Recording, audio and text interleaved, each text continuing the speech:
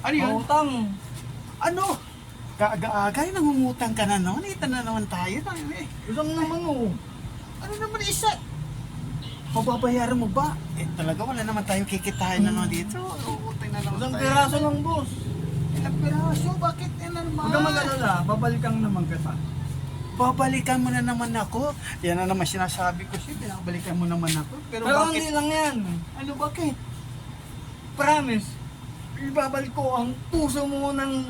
ano nga ba yan? Ibabalik daw ang puso niya. Yung mga kasangkay, ito ang aking kakontent.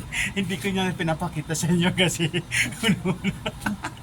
matatawa kapag makita mo siya kung sino siya. Pero huwag na lang natin ipakita kasi ibabalik daw niya ang puso niya sa akin. Pero hindi naman siya, ano, lalaki naman.